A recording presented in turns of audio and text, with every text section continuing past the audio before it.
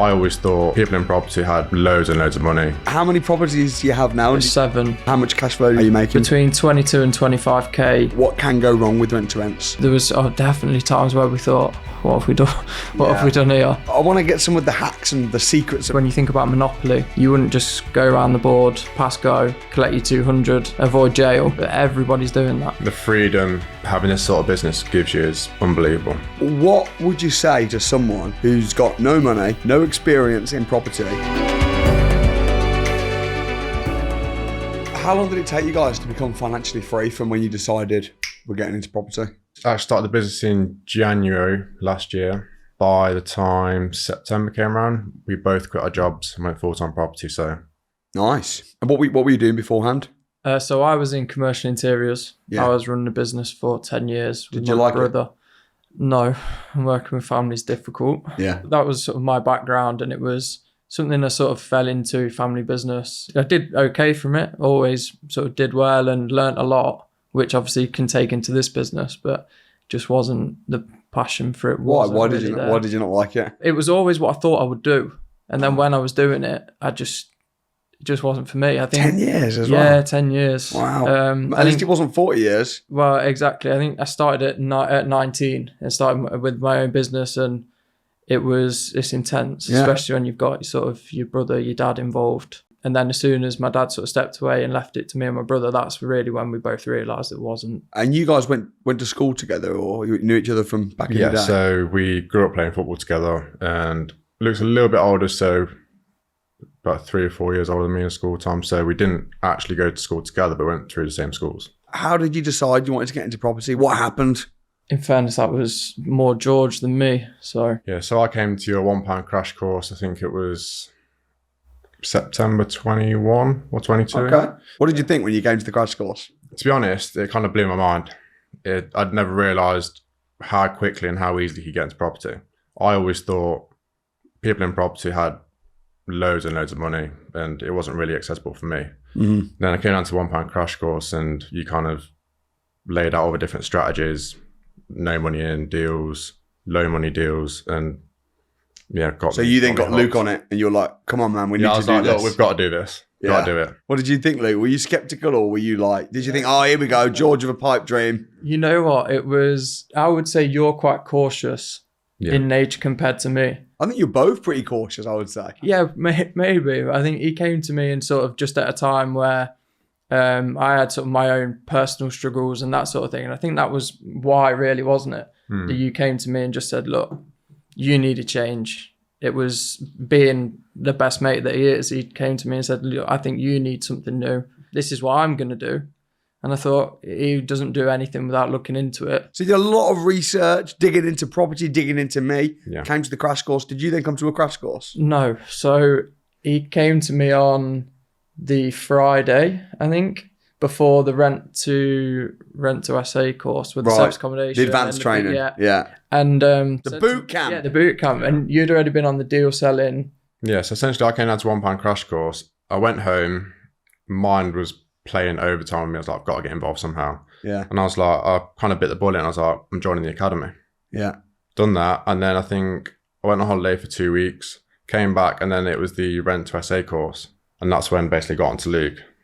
And then you joined the academy as well then? Spoke to me on the Friday, and then on the Sunday I had a conversation with Elliot on the phone, and the Monday evening we travelled down to the Thistle, and Tuesday we were on the course. That's awesome. How long did it take then before enrolling onto the academy and being like, right, let's give this a go before getting your first deal? So we went on the course in January, and we picked up the keys for our first SA in February.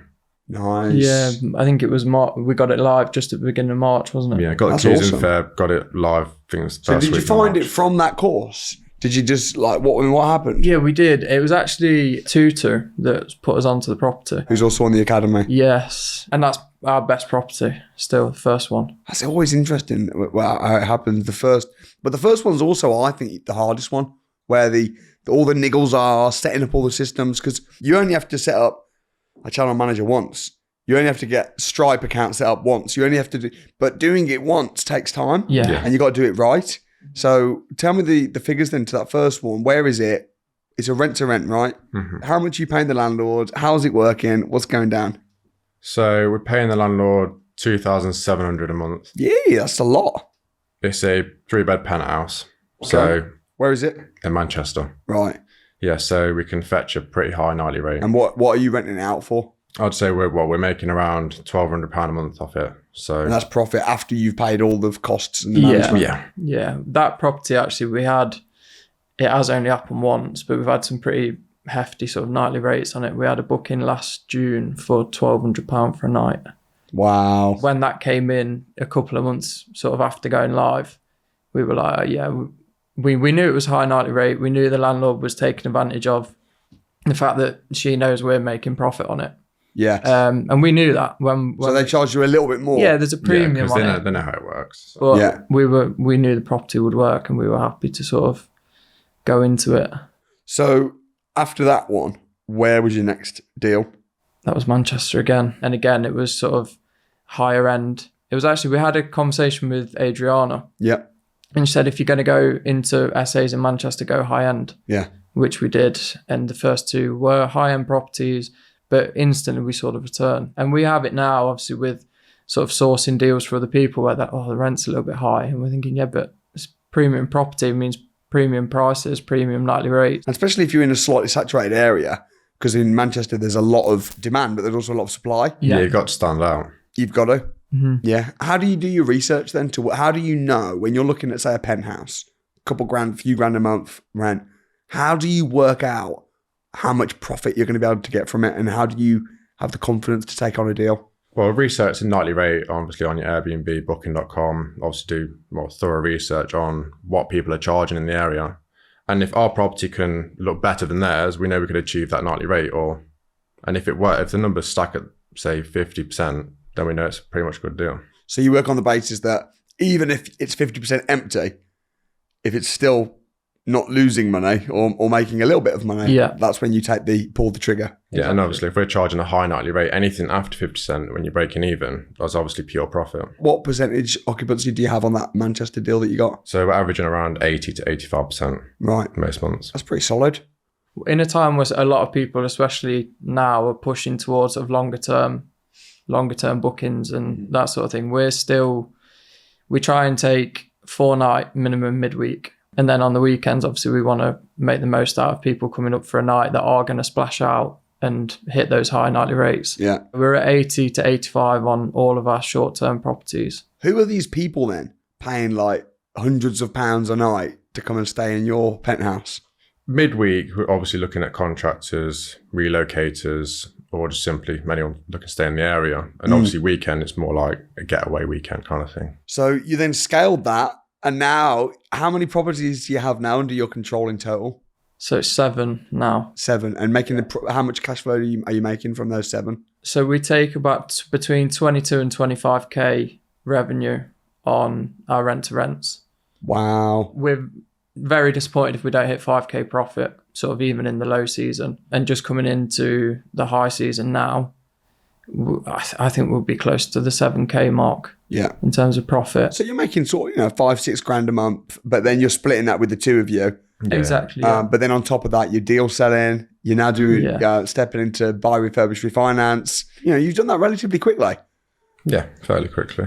Yeah, I think we were keen to sort of, we both wanted out of our jobs, so we didn't have much of a choice, but we couldn't just sort of dip our toe in. We had to try and scale as quickly as we could. We came on the ACPP in Feb, which since then we've actually started to take on management properties, which we've got another 2 that we're about to take on over the next sort of few weeks. We're just waiting for the last little details to be put in place. So it's just a case of, I think we always had the impression that we needed to scale our rent-to-rent business to a level that we could then save money to be able to go into BRRs. Right. And what changed?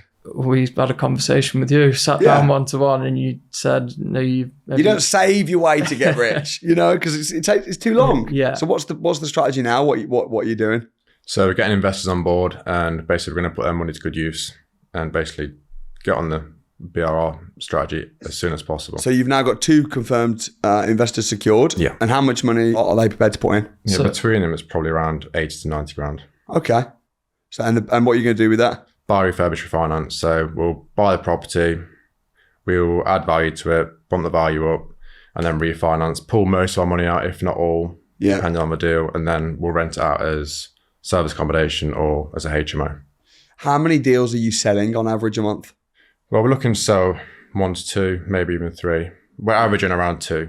About 2 deals a month? Yeah. So you're making half of your money on the rent to rent, which you talked about, but then you're also making another sort of 6-7 grand a month from the deal selling. We do want to increase, obviously, our rent to rent business more, and the plan is to scale that up in terms of the management portfolio. Yeah. So we're not putting capital into more and more rent to rents, and then to build sort of a property management business alongside our SAs that's ticking over in the background to be bringing us in 10k. Yeah. And then what's an average month then? So like next month, for example, how much money are you expected to make profit with all the different things that you've got going on within property? Our best month in profit is 15k, which was in March. Then we followed that up in April with 9k profit, which was still, I think some months it can vary because you're sort of lining deals up that take a little bit of time to complete and that sort of thing. But like I say, the rent to rents in the background are guaranteeing us 5k, which we know we can sort of live off and sort of will look after us, and then everything we make on top of that is where we start to build our wealth. So let's talk about, I want to get some of the hacks and the secrets of exactly how you've done this, because you started with, you didn't have a big pot of money, right?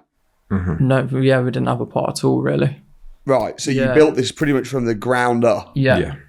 What would you say to someone who's got no money, no experience in property? What would be the quickest way for them to be able to get to that sort of 2-3 grand a month coming in so that they've replaced an average salary? I would say get educated as quick as possible. So then you know the strategies that you can go into with no money or low money, really. Yeah. I think co-sourcing is a great way to start.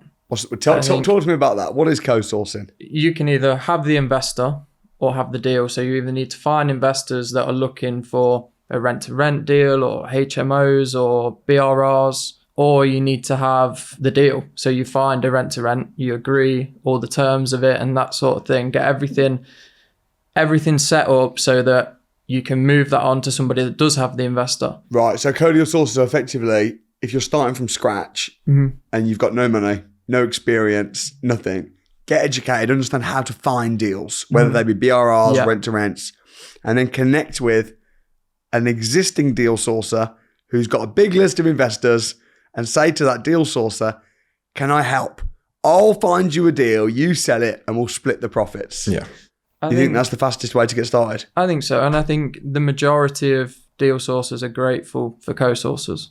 The majority of successful deal sources that we see on Winners on a Wednesday and Gavin, Mitch, Adam, they'll all use co-sourcers. Because obviously they are now so successful that they're probably more time poor than when they first started. People that are time rich, I guess, when they're first starting out, and cash poor, then people need them. How do you show those deal sources? How do you find them? How do you connect with them? And how do you show them that you're serious? Well, you want to get in the same kind of network we're in now. So joining the academy, getting in and around the academy if you can't really afford to get in the academy, reaching out to people that you see on Instagram or social media, LinkedIn, all those kind of things. Reach out to them, ask them what they're looking for, and then basically go and provide what they need. Yeah.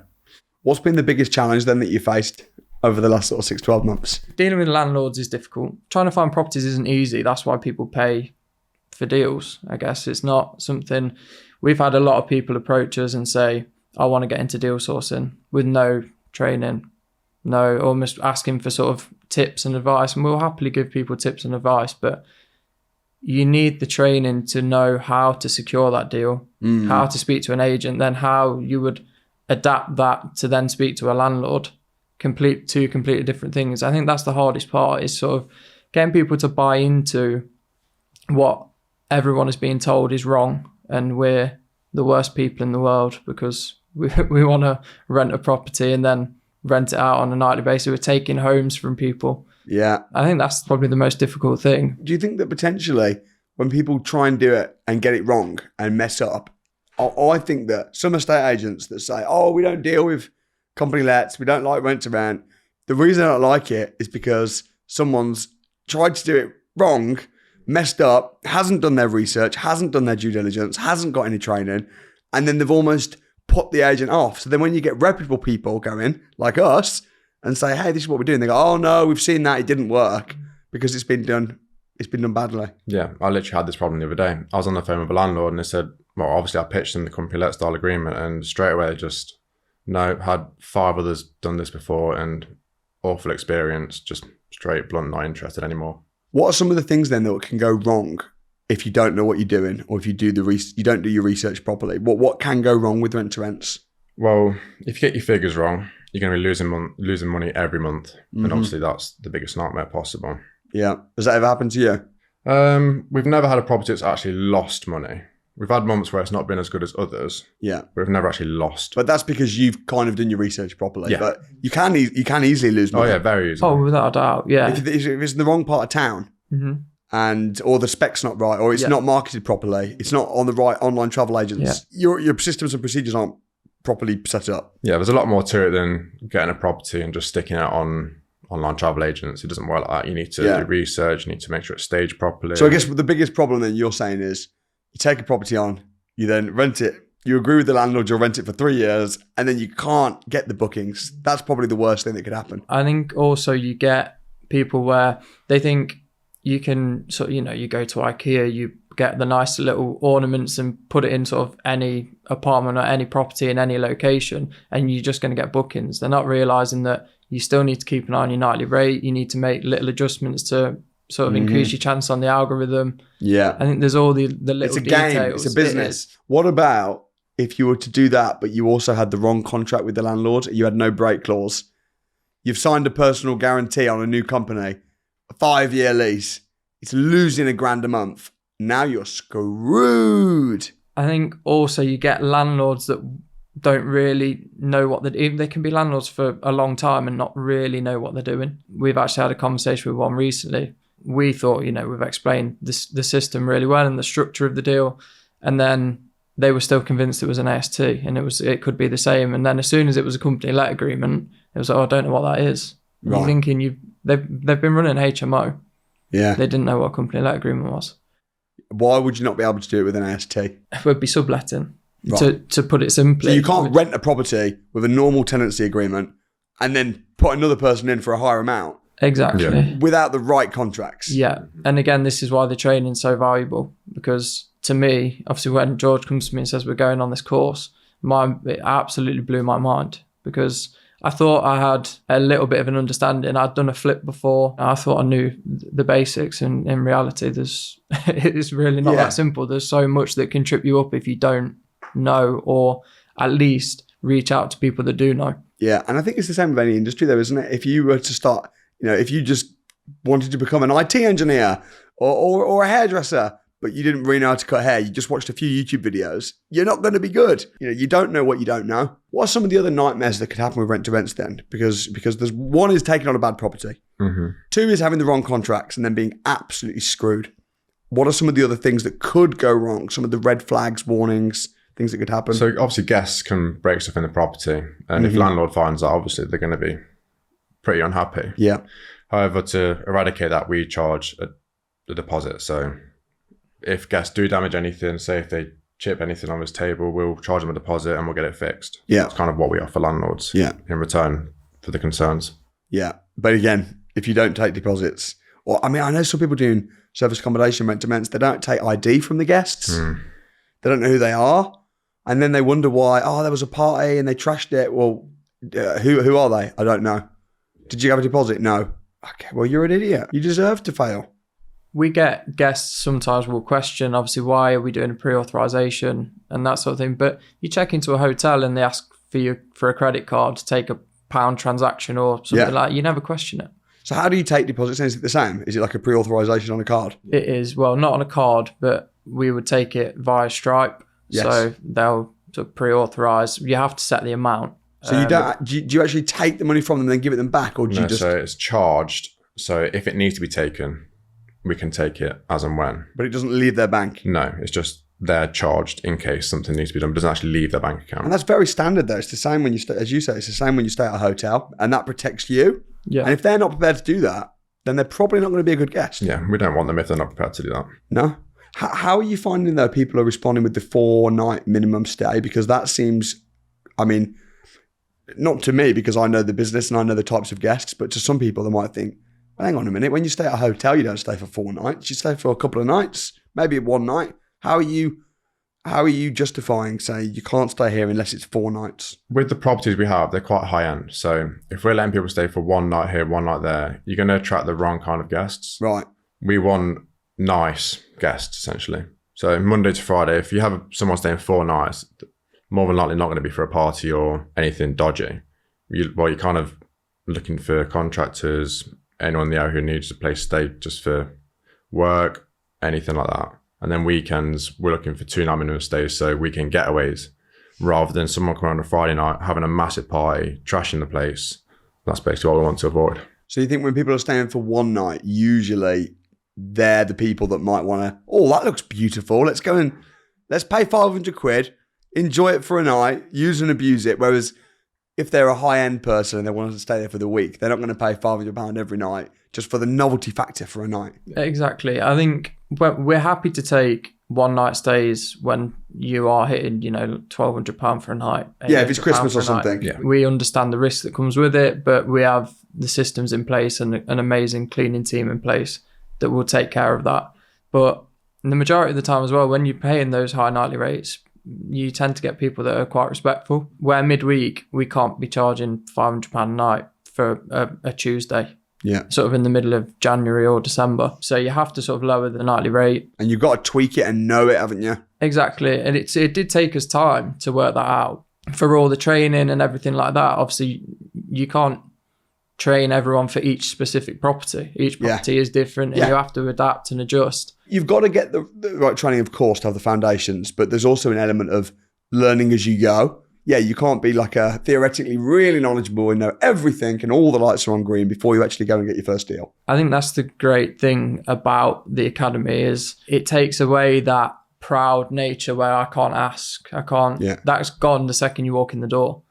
And I think it's with the little things, like standing up, talking to your neighbour and all that, straight away, any sort of ego that you might have come in with. Yeah. It's just, everyone here's here to help you. Yeah. You can reach out. I don't think I've ever asked a question in a chat or to a mentor where I felt stupid asking the question. It's a learning environment. That's it. Exactly. And I think without that, we probably wouldn't have made it to the second property. Yeah. Because we had, obviously, like you said, teething problems with the first one and it's high rent. And there was definitely times where we thought, what have we done?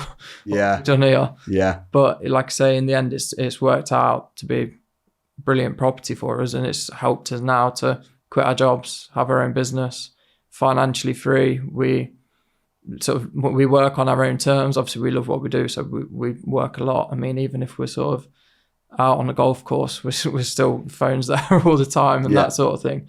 So it's the network's been massive for us. How's life changed then since quitting your jobs and going full time? It's flipped on its head. The freedom having this sort of business gives you is unbelievable. In my last job, I was up at 5:30, not home till 6 o'clock at night.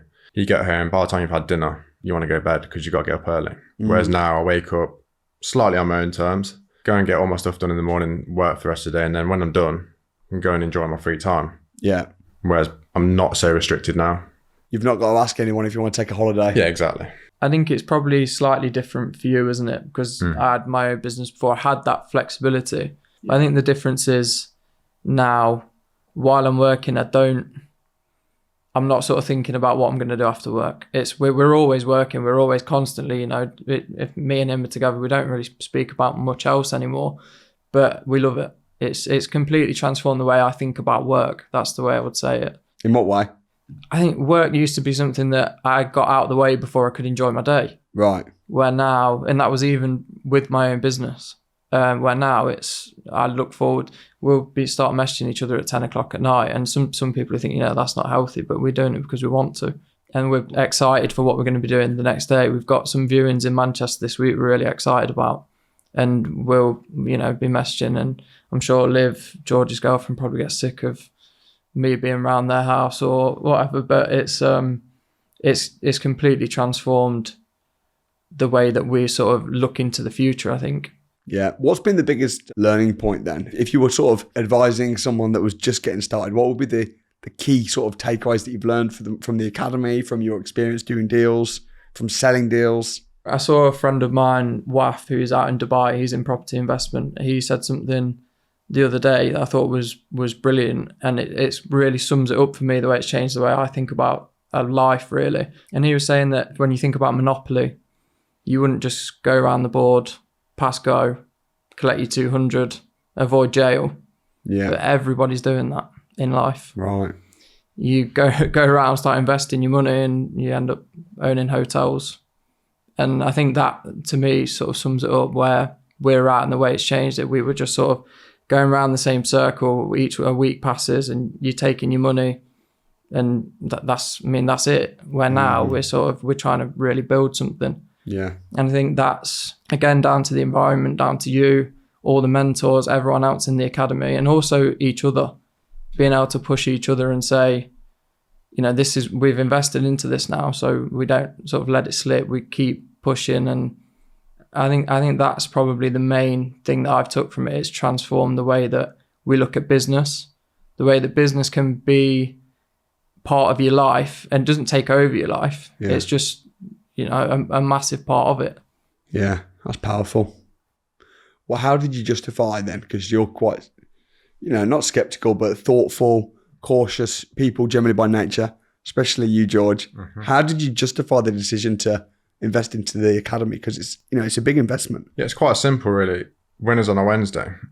You keep having students every week after week, showing their success.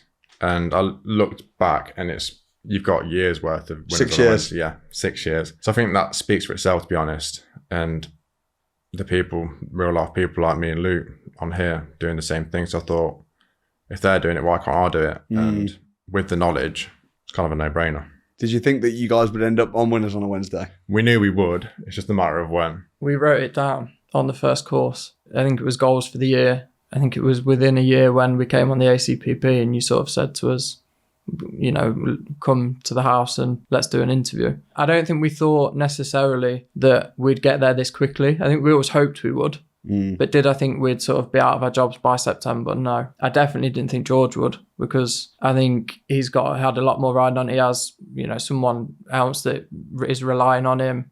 And with his girlfriend Liv, they have a house, mortgage.